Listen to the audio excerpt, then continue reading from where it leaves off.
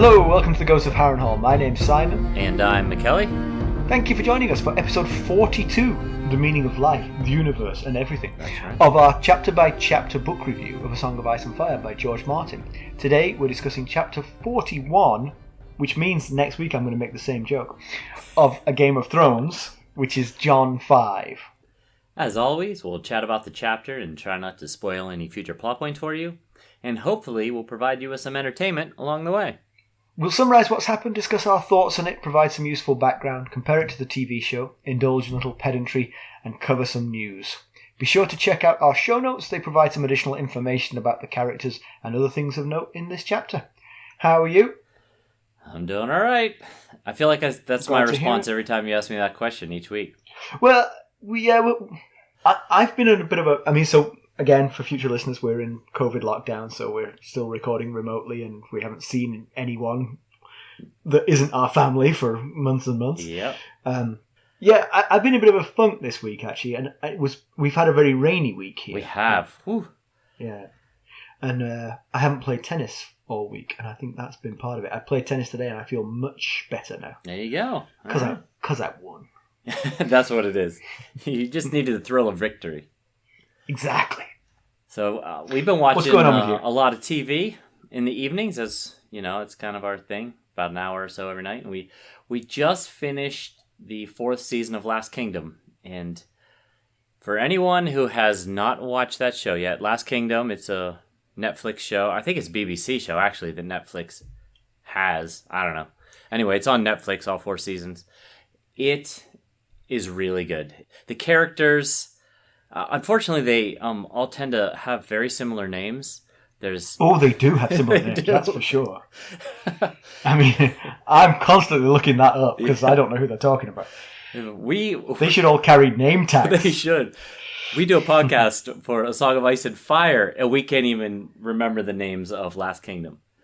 So, yeah, it's a really good show, though. I have to say, I would like to interject. I watch it too. And I don't rate it as highly as you. I mean, I like it fine, and I enjoy watching it. But you have, from the get-go, you've really liked that show. I have, yeah. And for me, I just feel like, and again, it's partly Game of Thrones. It feels like it's just not on the same level. I mean, and it isn't in terms of like cost and production values and things like that. Yeah. But just the story just feels, I don't know. It feels like once you've had Game of Thrones, this is, Right. Yeah, you're offering me a cheeseburger after my filet mignon, Sure, I see what you're saying. Yeah, I could see that point. I really like the characters.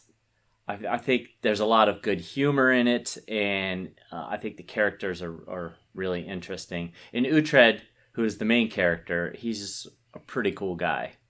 And yeah. I mean, I do like it. I sound like I'm poo-pooing it, but I really enjoy it, and I like watching it, and I was looking forward to the 4th season, which I have started to watch, but not finished yet.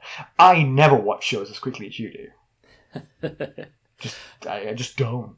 We do try and get through them, although that's usually Stacy. I try and pace us, like one episode, like every day or every other day. Let's not rush through this, but she just can't hold back on some shows, so...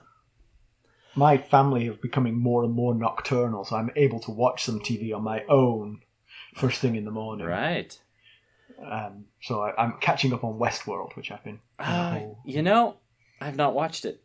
I mean, that's typical HBO fare, high production values. And yeah, I got to get HBO. I haven't had HBO in ages, so... Anyway. As long as you promise to cut this out, I'll lend you my password. Yeah. Don't give it on the air. Yeah. That'd be funny. All right. Let's get down to business. I mean, honestly, we could talk for a lot longer, though. This is a short chapter. So right, we got plenty of time to talk here. Could have a lot of Let's get dead down air. To business. Yeah. A quick recap of what Jon was up to previously. So Jon had made friends with many of his fellow recruits at the wall and began showing them fighting techniques. He met and befriended a large and cowardly new recruit named Sam Tarley.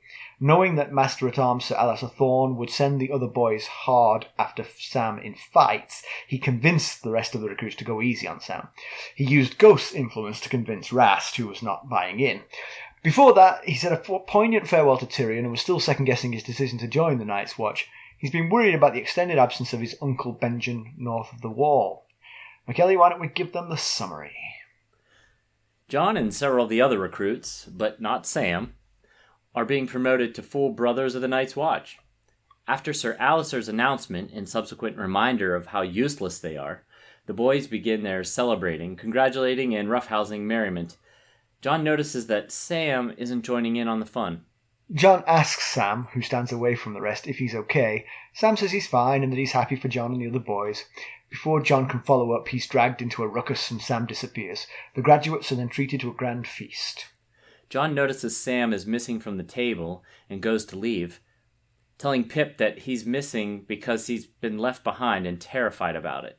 Jon and Ghost go for a ride down the Kingsroad so Jon can do some thinking. Before turning his attention to Sam and his woes, he thinks of his personal concerns. He could keep riding on the road and be back in Winterfell with his brothers. Instead, he turns back to Castle Black, knowing what he has to do.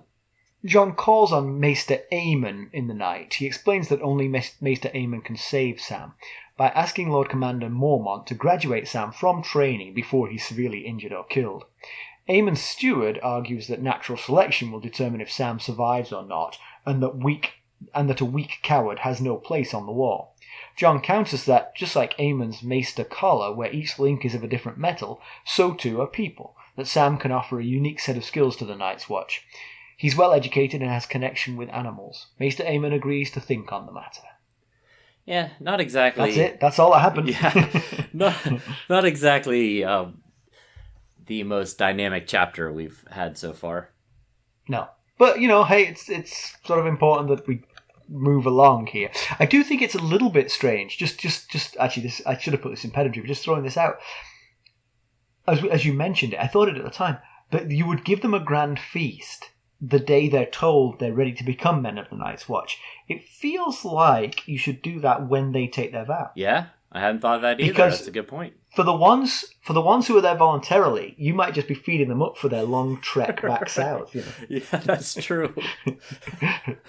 Just keep them hungry. Right. They might take the vows just for the feast. Yeah, that's a good point. I had not thought of that. But it's been a while since we've been in at Castle Black. I did not look it up, but it's been good many episodes. We kind of been caught up in the triangle of Cat, Ned, and Tyrion. That whole thing has taken up a lot of the intervening chapters. Yeah. We've had a few. I noticed when I was trying to watch the TV show for this chapter that there was a long gap of no Jon in the TV show as well when I think what's happening here. Yeah. So it's definitely not where the action in the realm is right now. No, not right now. Hold on. So Alliser, he says that he's graduating some of them, but he's not saying that they deserve it. Right. He said that it's because a new crop of recruits is coming. That's the only reason he's promoting some of them. Right. So he can't be nice about it. Yeah, he says that their hands are better used for manure shovels and swine herding. So he's not exactly giving them the hey, you guys are going to be great out there speech. Yeah, and he tells them that, well, technically, once they take their vows, they will be men of the Night's Watch. They'd be fools to believe it. They still smell of summer, and all that trash talk that hardened northern men give the... We'll be right back. Hello, friends. Are you ready to make some unforgettable memories? Well, if so, consider the Marriott Bonvoy program. Discover the perfect destination for your summer getaway and unlock exclusive deals on luxurious accommodations. With our affiliate partnership, you'll enjoy unbeatable savings and a seamless booking experience. Don't let summer slip away. Visit Marriott Bonvoy today and make this vacation season one for the books. Use our Ghosts of Harrenhal affiliate page to check it all out and buy Bonvoy points or give some as a gift. The link to our page is in the show notes. That's right. It follows it up with, when the winter comes, you will die like flies. So I don't know that any universities are going to be asking Ser Alliser to do their commencement speeches anytime soon. Like Nome, Alaska or something. Yeah, so the reason they're being graduated is because Gweren, who basically has the same job as Yoren, is bringing fresh recruits from the south, and apparently he's got a big crop of them. So yes. So it's worrying news for Sam, because Sam's being left behind, and I think Rast is being left behind too. Rast was not graduating. Correct. So Rast is the one person who wouldn't voluntarily agree to look after Sam. Right. Yeah. Everybody who voluntarily agreed to look after Sam is moving on. Yeah. So There's no one to pass the word along. Hey, leave this boy alone. And Rast can pass it on to the others. Like, hey, you beat up on that kid, and then he just washes his hands of it, saying, oh, "It's not my fault. I'm still afraid of the wolf." Right. I'm not beating up on him. So, what's his name? So Ser Alliser kind of goes through all of the graduates, and he uses a nickname for each one of them. So we went through and pulled out the actual name of each person that he gives a nickname for. So first is Toad, whose his actual name is Totter. And really all we know about Totter is that he's got an unpleasant voice. That's why he has hence the nickname Toad. Uh-huh. We got Stonehead, who is Halder. He is a stonemason's apprentice, or was a stonemason's apprentice, and he was one of the ones that was sent against Sam when Sam first arrived, and Jon stepped in to defend. Oh, that's right. He's big and strong, right? Yes. Yeah, I remember him. We've got Aurochs, who's Gren, and he is big and slow.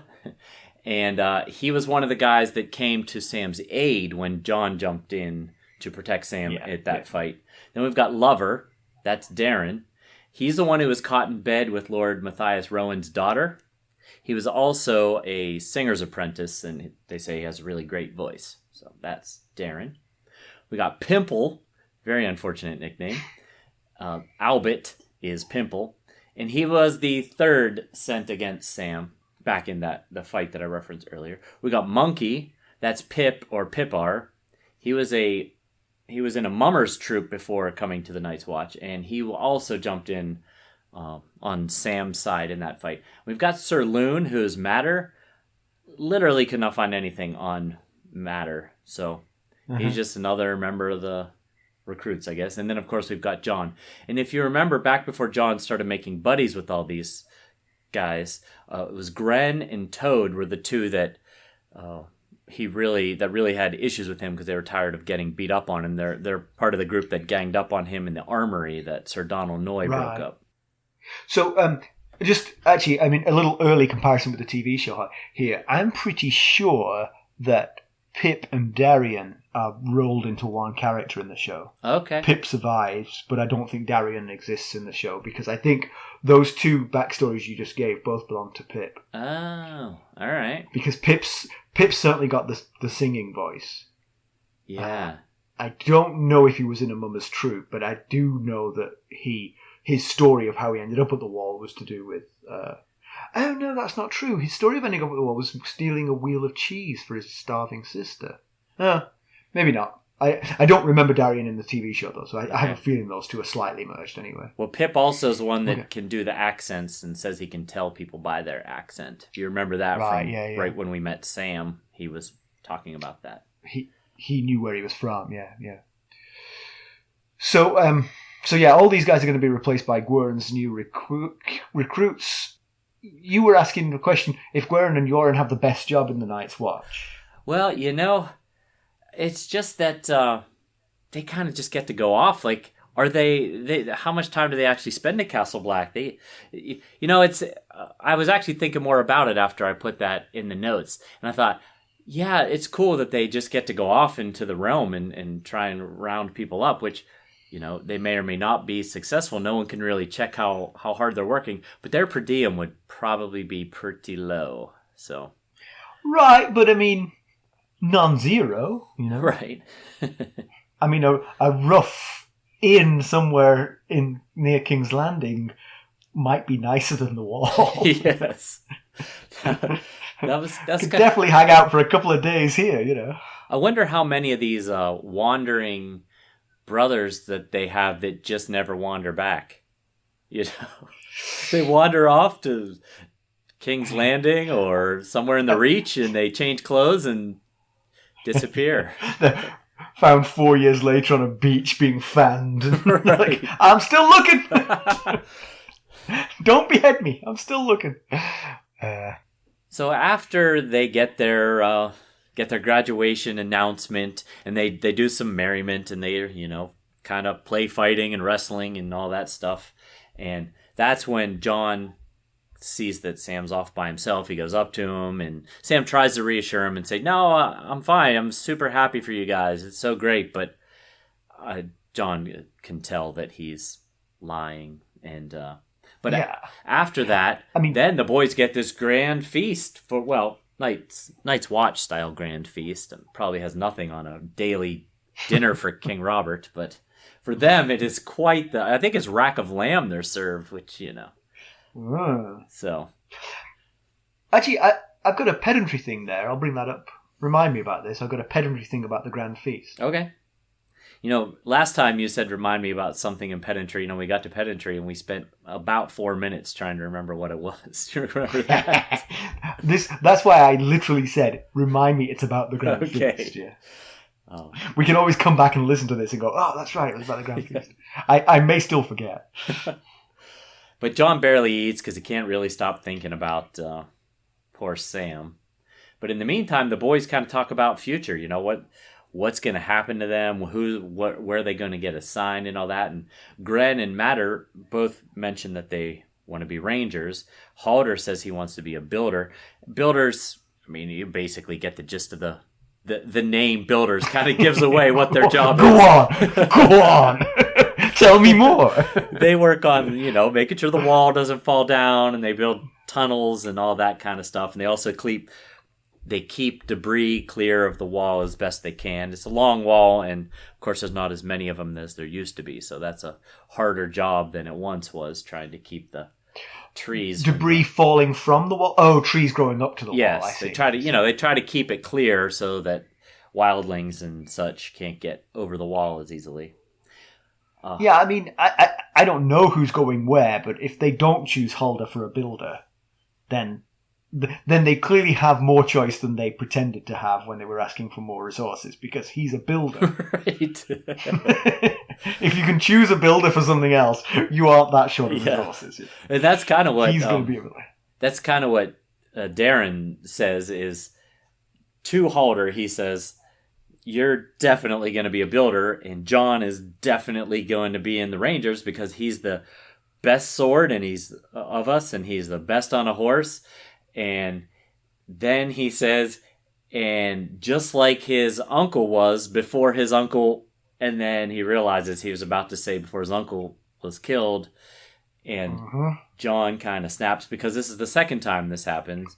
Earlier, Sam said, you're going to be first ranger just like your uncle was, and Jon corrects him and says is, and here he says Benjen Stark is still first ranger, and he's refusing to accept that the rest of the guys seem to have accepted that Benjen Stark is gone, and he's refusing to accept that fact. And I wondered if, on top of his worry, obviously he's his uncle, so he loves him, he's worried about him.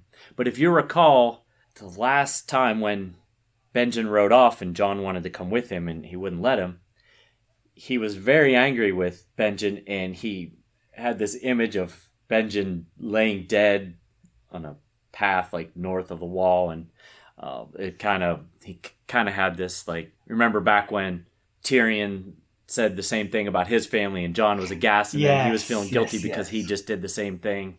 So he might be feeling a little guilty about his behavior right as Benjen left. Yeah. So Jon leaves the feast because, if Sam's not there eating at the feast, then Sam really is suffering.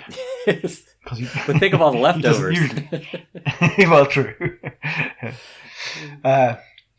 Jon gets Ghost, and they ride out aimlessly south of the wall, to be clear, and they get to the top of the Kingsroad, and he starts thinking about what he might what he might do in this moment. Yeah. He is not yet a sworn brother of Night's Watch, and the Kingsroad leads everywhere, basically. Right, yeah. The world is his oyster. Yeah, he looks down it and thinks, all the places that this road leads to, I won't see any of them. And he specifically mentions Winterfell, which we know, River Run, which is where which is where Catelyn Stark is from, King's Landing, which we know, the Eyrie, which is where Cat and Tyrion and Lysa are right now. The Isle of Faces is an island in the middle of the God's Eye, and of course Harrenhal is on the north shore of the God's Eye, so, there's that. It's kind of the last bastion of werewoods in the south. They've all been cut down or burned, and there's folks known as Green Men who look over the Isle of Faces. Anyway, that's what that's all about. We've talked about that before, haven't we? We talked about the Isle of Faces Yes, a little before. yeah, Before we said exactly. We said that, pretty much what we just said. Yeah, every weirwood on there has got a carved face. Correct. Yes. There's some believe that children of the forest still live on the Isle of Faces. Right. He mentions Casterly Yeah, that's Rock. one of the places I would like to visit if I wasn't a captive of the Night's Watch. Right. Yeah. We'll be right back. This episode is sponsored by Audible. To get a free audiobook, or 2 if you're an Amazon Prime member, go to our exclusive URL, audibletrial.com/ghostsharrenhal. You can find the link in our show notes.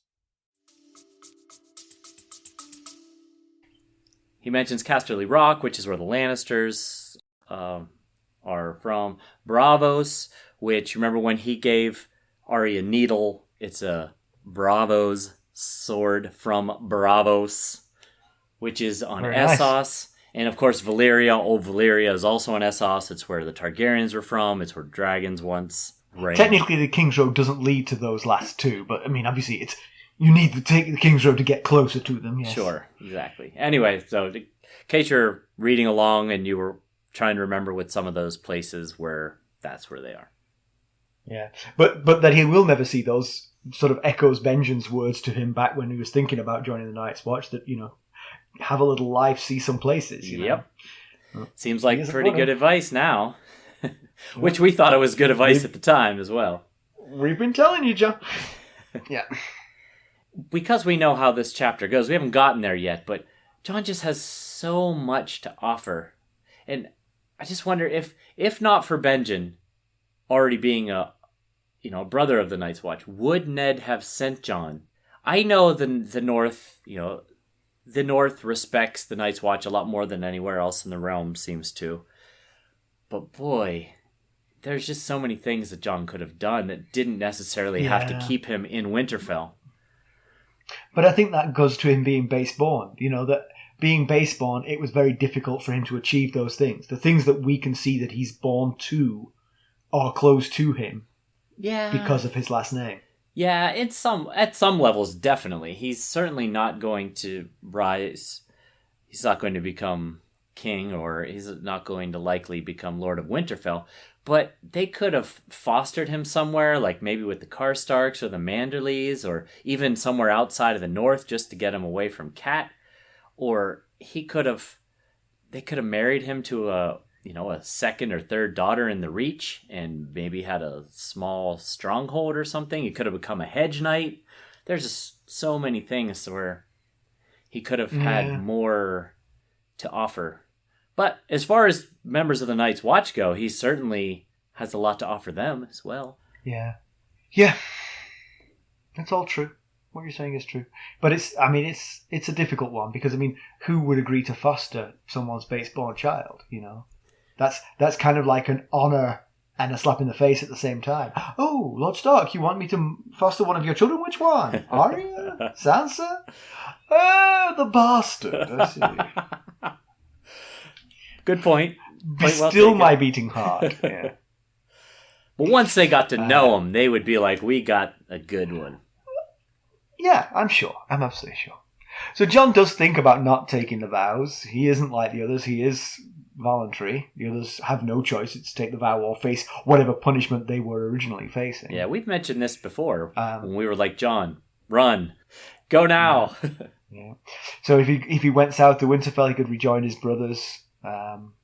but he doesn't know Kat's not there, so that would be even more tempting if he knew that. Yeah, I sure would. Get to hang with all three of his brothers.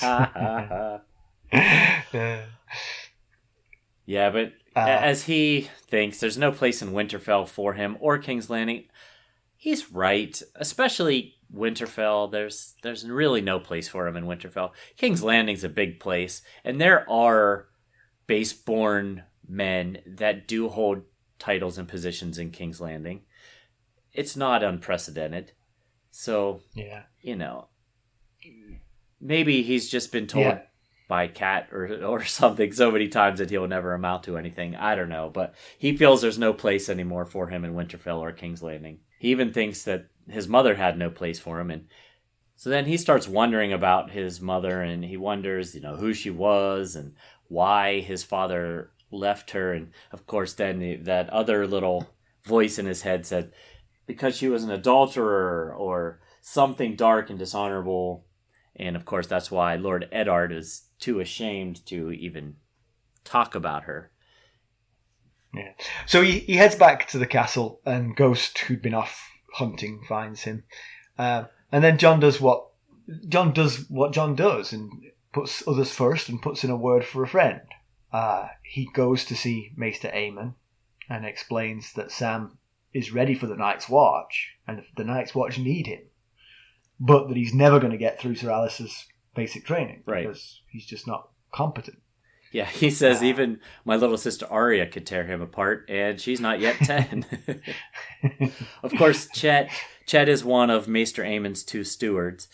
Chet thinks that Sam is weak, and he's a coward, and that either Ser Alliser is going to turn him into a warrior, or he's going to die, and it'll be what it'll be. And of course, John, he literally says, that is stupid. And I really liked his comparison. The people in the Night's Watch being like the links of the chain. Yeah.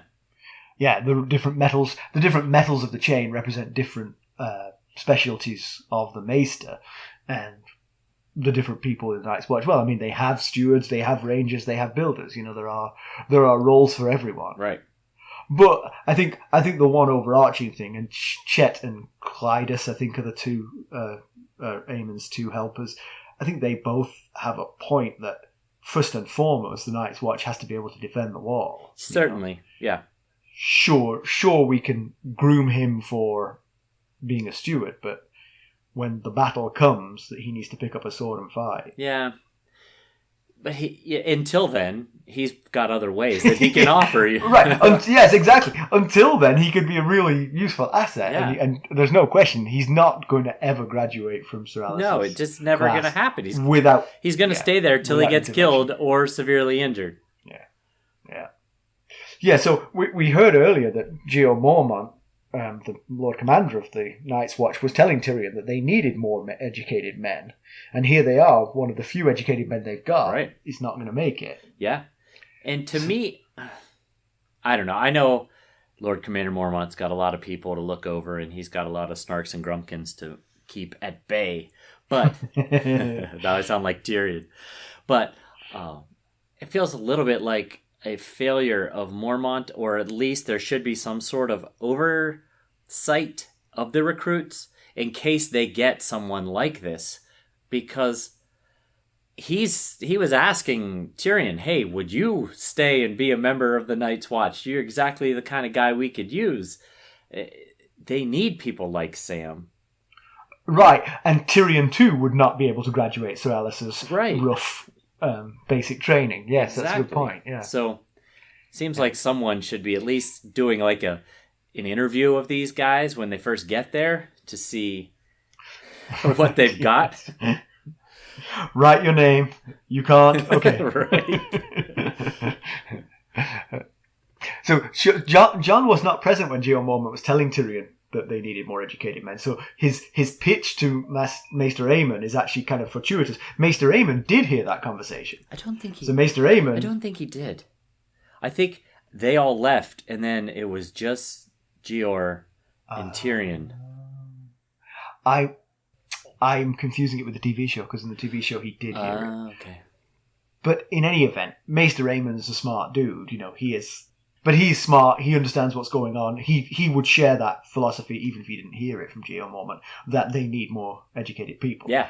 Especially because he's nearly 100 years old. He is 100. You can't expect right. You can't expect to be Maester for too much longer. Right. They need someone who can take his place. They really do. Like, this is something they probably should have started planning for 20 years ago. Some sort of succession plan for this incredibly aged Maester. Yeah, and Chet and Clydas, I don't know how they are really. We just got a very sort of short introduction to them in this, but they did not seem like they were great wisdom, forward-thinking. Right. So... In fact, the description mentions that Chet is an angry man. He's always seems to be angry. And it may be a little bit concerned that if they did manage to get Sam into this role, if Chet felt less like he had less role here, if he might take some retribution. That he might that he if a youngster came in and took over. Exactly. That might of course it could be a succession, Right. Yes. It could be Chet next, then Sam after that, but before long, from the very from the very brief thing we saw of Chet, Sam is clearly more competent than he is, or would be more competent. We know Chet can't read because John mentions, I know Chet can't read, so right, yeah. So that's about it. I think it's a good pitch. I think Maester Aemon definitely would be interested, but we don't know how this is going to go. Yeah, he paid John a really nice compliment. He told John that his mind is as deft as his blade, and that Maester Luwin taught him well. So that's a lofty compliment from someone such as Maester Aemon. Yep. So to background. Yeah, we're going to pad with background because there wasn't much going on in this chapter. Right. And if that fills up, we'll just start talking about random stuff. So there wasn't a whole lot to go on in background in this chapter. There wasn't a whole lot to go on in general. So I thought we talked a little bit about maesters in the past. I thought I'd go in a little bit more in depth into what it takes to be a maester and all that stuff. So like we mentioned before, maesters study at the Citadel, and there is no age requirement. So men and boys alike come to Old Town to study at the Citadel. And like the Night's Watch, there's also not a social status requirement. So everyone from baseborn boys to royalty have studied to be maesters. Unlike traditional college classes, in our world, archmaesters give open lectures, and any student is welcome to attend if they choose. And there's no grades like pass, fail in the classes or anything. Rather, once a student thinks he's got the material down for a particular subject, he goes before an archmaester to demonstrate his knowledge. And if an archmaester judges the student's knowledge to be proficient, boom. He awards them with a link of a medal reflecting that particular topic. But of course, not everyone will complete their chain. Old Town is full of aging novices and acolytes who have never started nor even finished forging their chain. So, some have 0, some might have 1 link, 2 links, and they just can never master enough subjects to become full-blown maesters. Others leave the Citadel before completing their chains on purpose. Some highborn boys come to study certain subjects and then leave. Or some students might come just to learn about a subject like healing, and then they go off and become barbers and serving small folks with leeches and setting broken bones and shaving and cutting hair and all that kind of stuff. So how long it takes a student to earn his chain is up to the individual student. Some might take a year or longer per link, while others might earn 3 or more per year, although that's pretty rare. They use the term forge their chain, but that is a metaphor. They don't actually physically forge their own chain. They're given a link that is pre-forged. And it's possible to earn multiple links in the same metal. Doing so signifies the expertise of a maester on a particular subject. And so we were talking before, that when we first met Sam, which I think was the last time we saw John, and about how cruel it was that Sam's dad, Randall Tarley, chose the Night's Watch instead of the Citadel, because ultimately it would have led to the same thing. You have to give up your lands, you have to give up your... Well, you don't have to give up your last name in the Night's Watch, but you have to give up your last name as a maester, so we thought that would have been a much better fit for him. But as I was thinking about it, he probably didn't choose the maester path for Sam because it would have taken too long for him to take his maester's vow and lose his house name. Yeah, it's a good point. Yeah. So... And I couldn't find a specific number of links needed to become a maester, but I did find that some had as many as 6 links and weren't full maesters, so I'm guessing it's at least 6 links. It's got to go around your neck, so it depends. If you're a skinny guy, you might be able to do it with 5. Could you do it as a ring? I'm a maester now. Oh. So it would have taken at least a couple years for Sam to become a maester, and at any time during those 2 years he could have quit and changed his mind. Kept his claim to as the heir to House Tarly. So I'm guessing that's why Randall Tarly chose the Night's Watch. You know what? I'm not a big fan of Randall Tarly, but yes, this is a good rationale for why he sent Sam somewhere where clearly Sam would be more unhappy than somewhere else he could have sent him. Right. Yeah. Well, thanks for that. Yeah. So I've got a bit of ancient history to throw in. Doesn't really come up in this chapter either, but there's a tangential relationship to the thing I mentioned earlier about the feast. So, the 4th Targaryen king was Jaehaerys I. He was known as the Conciliator. After Aegon the Conqueror's death, the kingdom was in a fair degree of turmoil. Might that have driven by the... Might some of that have been because of Maegor the Misunderstood? Jaehaerys' predecessor. Or Maegor the Cruel, depending on your point of view. Yes. So, I was going to just I was going to sort of push Maegor under the rug here and just mention... internecine squabbling over the succession and both ecclesiastic and lay outrage at the Targaryens' incest. I mean, that was really causing a lot of trouble in the kingdom. Right. Jaehaerys took the throne at the age of 14, already secretly married to his sister, Alysanne. Right.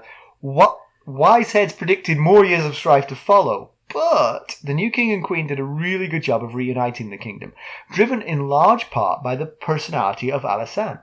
She was a force of nature. She was kind, thoughtful, unbound by tradition, beautiful. Wherever she went, everyone just loved her. Readers love her. Readers, especially like those who have read Fire and Blood and A World of Ice and Fire, they really like her. So, the two of them, Alysanne and Jaehaerys, regularly toured the kingdom on their dragons, Vermithor and Silverwing, his and hers, respectively. She made friends, built bridges wherever she went. On a particularly fabled trip to the north, Jaehaerys was delayed, and so she went north on her own for a while. The very proud Lord Alaric Stark was all too ready to take offence that the king hadn't shown up, but Alysanne won him over completely. On the same trip, she visited the wall. She met with the Lord Commander of the Night's Watch, and recognizing that the strip of land south of the wall, known as Brandon's Gift, which basically was owned by the Night's Watch and used by them to farm and supply them, wasn't enough. It was simply not enough. So she arranged for its doubling in size. And the problem with that was, of course, that was land that belonged to the Northern Lords. Right. The land she was planning to give to the Night's Watch currently belonged to Northern Lords. Sure. Alaric Stark was like, this ain't gonna fly. But again, she charmed him, she convinced him, and everything was smoothed over. And she was just particularly good at this kind of thing. Yeah. And so this new strip of land became known as the Queen's Gift. Now just sort of like blathering on about her, she also prevailed upon her husband and his small council to outlaw the tradition of First Night, where a local lord could deflower a maiden on her wedding night. So she was a bit woke as well. Yes, right. For her time. Although Jaehaerys and Alysanne were only 2 of 6 siblings, and they had an uncle, Maegor the Cruel, By various circumstances, they were the only ones to have male Targaryen issues. So the entire Targaryen line traces back to these two. Right. They had a lot of issues. They had 14 kids, if I'm not mistaken, didn't they? I believe they did have a lot of children, yes. But all of this was before they... Oh, no, it wasn't before they had any children. They already had a couple of children at this point. But it was while they were still young that all this was going on. So anyway, this goes to the pedantry thing I was going to mention. I'll bring it up now, even though we're not at pedantry yet. But... given how much land she arranged for the Night's Watch to have then, and the fact that the Night's Watch has dwindled in numbers since, there should be plenty of land for a nice big feast. It shouldn't be a barren thing. It might have to do with good crops they can grow or something, that far north. True. I mean, yeah. I mean, you'd think it would be kind of potatoes and things, but, lamb, sheep are hard. Right, yeah, that's a good point. Should be having rack of lamb every day. Exactly. I did wonder if perhaps one of the things to think about with the Night's Watch is they need a lot of resources that aren't available in the Queen's Gift, presumably. Sure. Yeah. And so I wonder if they use the surplus to trade for things. Good. Yeah, that's a good idea. Good point. Yeah. If they hadn't thought of that, they should have. Yes. So hopefully... See, that's the kind of thing Sam would bring to the table if he was... So, comparison with the TV show, there is nothing to compare because this entire chapter was dropped from the TV show. Just wasn't in there at all. See, I told you guys, if you just stuck with us, eventually we'd get to something that didn't line up with the TV show. This and Bran's dream. The one thing that survived was Ser Alliser's comments about the lads being fools not to believe themselves truly men of the Night's Watch. That was captured in an earlier scene where he was terrorizing Sam and Jon. Okay. But this is completely skipped over, this whole chapter. So, to pedantry, in addition to what I was just saying about feast, they would feast every night. But the TV show dropping this chapter does make this whole thing seem a bit worthless. And then that goes to what you were saying before about, is this a failure of Jeor Mormont not to recognize what his new recruits have brought to the table? Yeah, right. I get it, probably... 99 out of every 100 recruits they get aren't worth asking. Right. But especially when that one is the son of a very high, well-respected lord, you should probably look in on things and see how he's doing. Right. Exactly. If he hasn't come from a jail, right, he's worth talking to find out what the heck he's doing. Yeah, exactly. Yeah. That's a good point. But then, actually, I have a slightly different take on this. What if Jon is just interfering? What if Jon is a good-natured and wants the best for Sam. What if he's underestimating the smarts of the people around him? Maester Aemon and Jeor Mormont might be like, we're going to fish that Sam kid out of there because, of course, if they had have said that to Ser Alliser, then he probably would have been in the list of kids being graduated. Yeah, that's true. Yeah. But, yeah. That is true. I've undermined my own comment there. Thank God for Jon. I think Jon's going to be Sam's saviour here. Well, maybe they were hoping that Ser Alliser would do the right thing and graduate him. And when he didn't, they're going to go pull him out of there. Yeah. The only real point to the chapter seems to be the opportunity to meet Maester Aemon a little bit. Yeah. But we don't really get to know much about him other than he's old and creaky. Right. But he does seem incredibly intelligent. He even allowed Chet, he said, Chet, how do you think we should handle this, when Chet was kind of grumbling about this, this kid being a coward. And he let him say his piece, and he was like, okay, that's a valid point. And then he let Jon say his rebuttal, and it felt like he was leading Jon along, like, and what does that lead you to believe, So I think he picked up on what was going on pretty quickly and just let Jon talk it through to make his point. Okay, so to new some notes. Now, you may have to indulge me here because yes, I got a lot to talk about. I'm very interested. I'm just going to sit back and listen. So we had an excellent question from a new listener, Jeremy. Thank you, Jeremy, for reaching out. Thank you, Jeremy. Yeah, he asked if a Westerosi year might not be the same length as one of ours, and that's absolutely something that I should have thought about when we were discussing astronomy in the seasons. He points out the apparent maturity of some of the children as if they are older than they are said to be. Right. And so if a year is longer, let's assume the day is the same length, but if a year was 400 days or something, then a 14-year-old child would be more like 16 our years, you see. That fits very well. That's the point he's making, exactly. Now, I contended back to him that obviously in a pre-industrial age, children are expected to grow up faster, but some of this growing up is physiological. You know, these 14-year-olds in Winterfell are growing beards considerably better than my own. So there are reasons to believe, astronomically there are reasons to believe that their year wouldn't be massively different from ours, because planets that are the right distance from a star to support life, right, Goldilocks the Goldilocks zone, exactly, would roughly have the same orbital speed, and so their year would not be massively different, but easily 10 or 20% could be understandable. And so if someone like Danny is 13 years becomes something like 16 years, that actually makes things sit a little bit better. So I'm going to cling on to this as a very good idea, Jeremy. And then Jeremy also got me thinking and talking about the random seasons. How is there a possible explanation for the random seasons? And he was offering some ideas. And sort of in the discussion, we came up with what I think is a slightly plausible theory. I've since learned that it's not my own. Other people have had this theory before, so. but I did come up with it independently. So let's assume the planet doesn't have a tilted axis. The reason we have seasons is because the axis has a tilt. Okay. Right. If the planet doesn't have a tilted axis, it just goes around, and every day the sun comes up at 6 a.m. and it goes down at 6 p.m. Every day of the year, there are no seasons. All right. Right. But what if there were some huge volcanoes way north, say, in Westeros, or perhaps north and west like Iceland is to Europe, sort of thing? Okay. And these volcanoes occasionally erupt, pumping sulfates into the upper atmosphere. It's known from geological history of Earth that can cause very severe years-long winters to occur. Right. Mm-hmm. I like it.